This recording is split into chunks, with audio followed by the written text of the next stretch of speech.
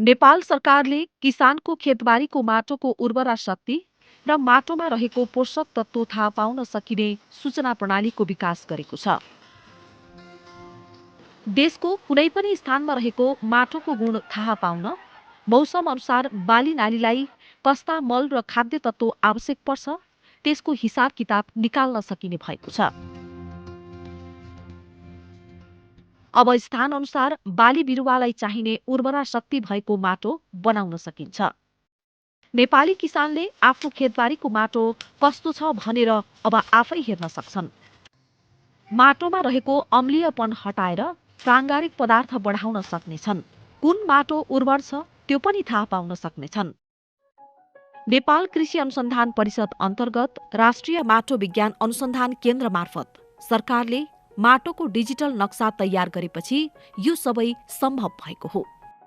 अनुसन्धान केन्द्रले अमेरिकी सहयोग नियोग युएसएडको आर्थिक सहयोगमा अन्तर्राष्ट्रिय मकै तथा गहुँ बाली सुधार केन्द्र सिमिटद्वारा सञ्चालित नेपाल बिउ तथा मल परियोजना, एन्साप र राष्ट्रिय माटो विज्ञान अनुसन्धान केन्द्रको साझेदारीमा माटोको डिजिटल नक्सा बनाएको हो। यो डिजिटल नक्सालाई हामीले उपलब्ध गर्नको लागि soil.narc.gov.np मा गएर हामीले हेर्ने यस्तो आउँछ। यो आइसकेपछि हामीले यहाँ माथिबाट म्याप्स भन्ने छ, सोइल म्याप, क्रप म्याप भन्ने छन्। यहाँबाट गए पनि हुन्छ, नभए यहाँ मुनिबाट गए पनि हुन्छ, जुनमा सहज हुन्छ त्यसैबाट जाने। यसरी नक्सा आउँछ। माटोको नक्सा आइसकेपछि यसमा चाहिँ हामीले देब्रेपट्टिको नेभिगेसन टुलमा जान्छौँ। यहाँ हामीसँग धेरै लेयर्सहरू छन्। के हो हामीले हेर्न खोजेको त्यसमा क्लिक गर्ने। क्लिक गरिसकेपछि यसले धेरै लेयर्स देखाउँछ। यहाँ अहिले पेरेन्ट मेटेरियलको देखायो। त्यसै गरी हामीसँग दुई तरिकाको छ। एउटा ओपन स्ट्रिट म्याप छ, एउटा सेटेलाइट इमेजरी छ। यो सेटेलाइट इमेजरी प्रयोग गऱ्यो भने हामीले आफ्नो घरहरू सजिलोसँगले देख्न सकिन्छ। अहिले मैले यो माटोको नक्सा, यो सोइलको पीएचको मैले देखाउँदैछु। यो पीएच थिचेपछि यसरी नेपालको नक्सा, फेरि नेपालको नक्सामा माटोको पीएच यस्तो रहेछ भनेर यसले देखाइदियो। मैले यसलाई माटोको पीएच भयो। त्यसपछि अर्ग्यानिक म्याटर माटोको प्राङ्गारिक पदार्थ कस्तो छ भनेर देखियो। यहाँ हेर्दाखेरि तराईको भूभागमा चाहिँ माटोको प्राङ्गारिक पदार्थ कम भएको देखिन्छ र माथि पहाड र मध्य पहाड माथि हिमालतिर धेरै भएको देखिन्छ। त्यसै गरी हामीले नाइट्रोजनको तत्त्व हो, यो नाइट्रोजनमा पनि हेर्छौँ हामीले। यो हेर्दाखेरि तल्लो भूभागमा अलिकति कम भएको पूर्वीतिर र यो मध्य पहाडको यो सेन्ट्रल रिजनमा अलिकति यहाँ पनि कम भएको देखिन्छ। अन्त त्यति धेरै आत्तिहाल्नुपर्ने खालको अवस्था छैन। त्यसै गरी पोटासको आयो। यो पोटासियम कस्तो छ भन्दाखेरि यो पहेँलोहरू रातोहरू जति देखिएको छ, रातो देखिएको जति चाहिँ अलिकति धेरै कम भएको, अति निम्न भएको ठाउँ हो। यो पहेँलोहरू पनि निम्न रहेछन् र यी हरियोहरू चाहिँ एकदम राम्रो भएको अवस्था हो। त्यसै गरी फोस्फरसको हामीले यसरी देखाउँछौँ। फोस्फरसको पनि राम्रै देखिएको छ। बोरनको यो बोरन तत्त्व कस्तो छ भनेर देखाउँछ। यसमा हरियो जति चाहिँ एकदम बढी भएको, यो बैगुनी कलरको चाहिँ एकदमै कम भएको, बोरन तत्त्व एकदम कम भएको देखिन्छ। त्यसै गरी जिङ्कमा मैले जान्छु। जिङ्क तत्त्वको पनि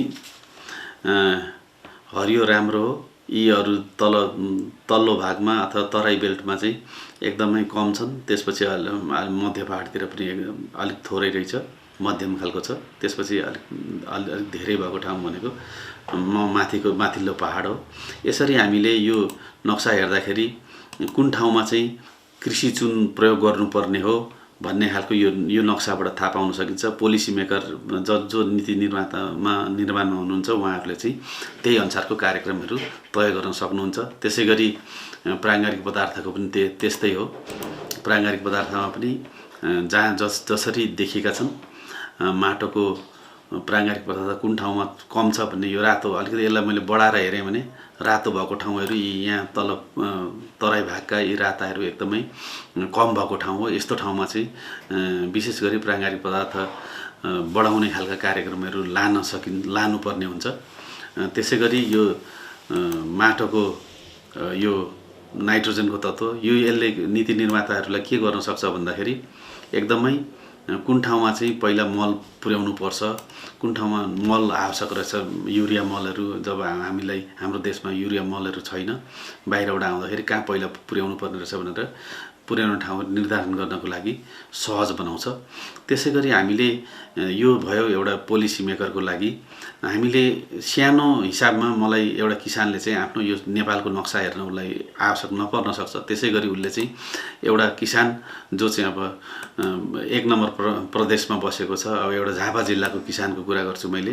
झापा जिल्लाको एउटा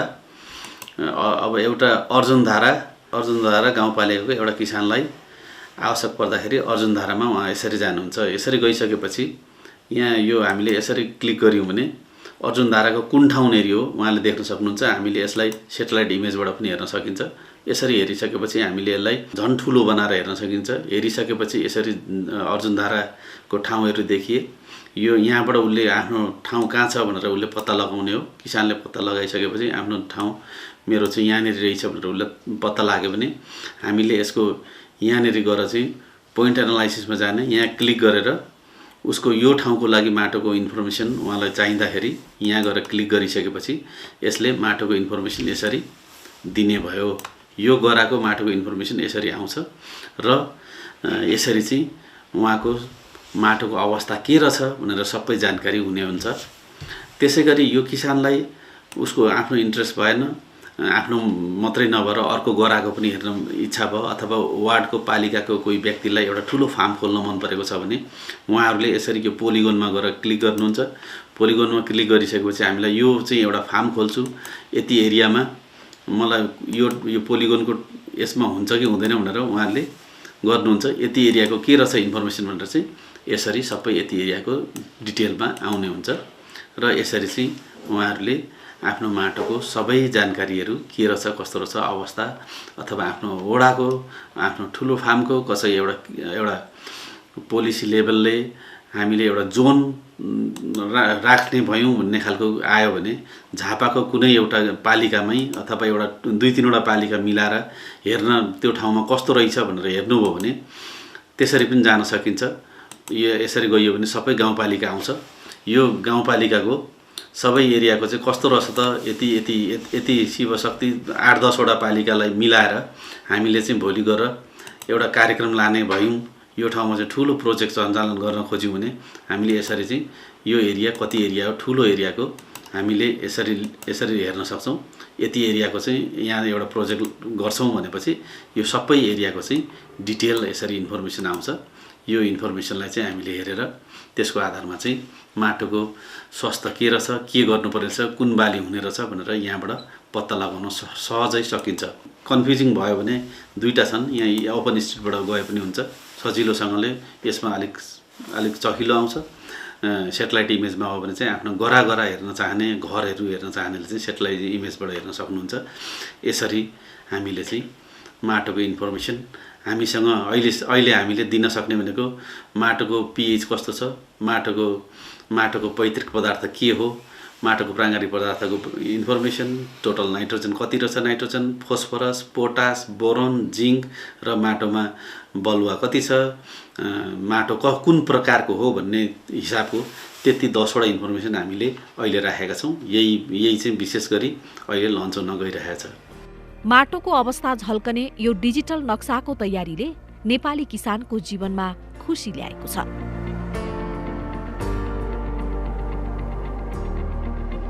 र हाम्रो 25 वर्षीय दीर्घकालीन सोचमा पनि अबको 25 वर्षमा नेपालको माटोको प्राङ्गारिक पदार्थ 5% पुर्याउने जुन हामीले लक्ष्य राखेका छौँ, यो लक्ष्य चाहिँ प्राप्त गर्न, यो लक्ष्य हासिल गर्न यो डिजिटल सोयल म्याप, यो माटोको विद्युतीय नक्साङ्कनले ठुलो सहयोग पुग्ने आशा लिएको छु।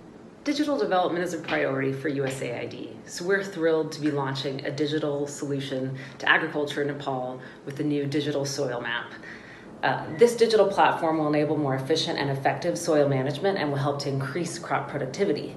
Specifically, this map provides online access to digital information on soil properties to anyone who wants it. Farmers will be able to access specific information about their soils in their locations to help them decide what types of fertilizers and management practices to use. Extension agents and agrovets will use it to advise their clients. Policymakers will be able to use the soil maps to inform decisions on balanced fertilizer recommendations for specific areas. As a result, we expect to see increased crop productivity and income generation for farmers and input providers. I would like to congratulate the government of Nepal and CIMIT for coming out with this digital soil map. As we all know, soil is the basic resource that is required for sustaining all forms of life.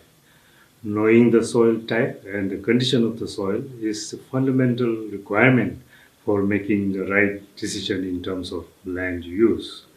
ICIMOD as a regional organization is very pleased that you're coming out with this digital soil map, which is also very relevant for all our member countries. Let me congratulate you all once again. Thank you. These soil maps will be extremely valuable for guiding interventions on where to correct the problems of soil zinc deficiency. This will not only help to increase crop yields, but also the nutritional value of these crops that in turn will help solve a problem of public health such as zinc deficiency in Nepal's population. Right Honorable Prime Minister Sri K.P. Oli and Honorable Padma Arya, Minister of Agriculture. Congratulations on the launching of Digital Soil Map of Nepal. We at the International Fertilizer Development Center, IFDC, consider improving soil health and soil fertility as the most critical factor for food and nutritional security and for sustainable agriculture. The use of digital soil maps will help immensely in providing best management practice recommendations. IFDC, with its expertise in decision support system and soil smart fertilizer recommendations, look forward to working with the government of Nepal, USAID, CIMIT, national institutions, and the private sector to further promote the application of digital soil map of Nepal. Once again, congratulations.